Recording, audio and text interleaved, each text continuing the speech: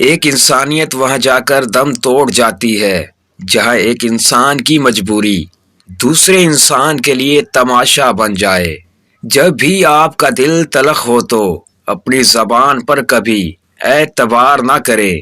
غلط کام کرنے سے تکلیف میں رہنا بہتر ہے اور اعتماد نہ کرنے سے کبھی کبھی دھوکہ کھا جانا زیادہ خوشی دیتا ہے۔ ناظرین، شکر گزاری ایک ایسا قیمتی پھل ہے جو آپ کو بہت سے لوگوں میں نہیں ملتی۔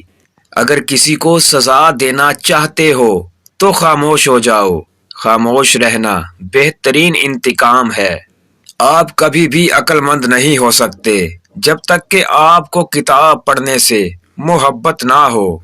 غریب نہ بننے کا عزم کریں۔ جو بھی آپ کے پاس ہے کم خرچ کریں۔ غربت انسان کی خوشی کی بہت بڑی دشمن ہے۔ یہ یقینی طور پر آپ کی آزادی کو ختم کر دیتی ہے۔ ناظرین، انسان کا کردار اگر اچھا ہو تو لوگ قبر کا راستہ بھی پوچھ کر پہنچ جاتے ہیں۔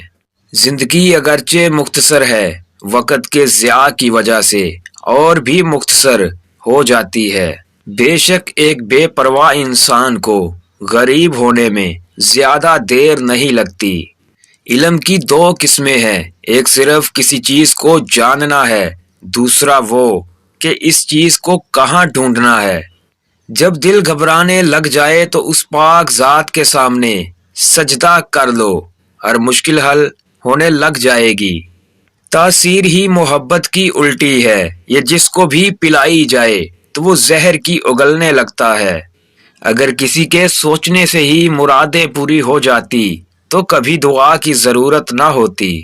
محبت اور عزت کے لیے ہمیشہ جھک جائیں، مگر جھک کر کسی سے عزت اور محبت نہ مانگیں۔ اگر دل میں درد نہ ہوتا تو زندگی میں خوشی کی کوئی قیمت نہ ہوتی۔ جو دھوپ کی روشنی سے لطف اٹھانا چاہتا ہے اسے سائے کی ٹھنڈک کو چھوڑنا ہوگا۔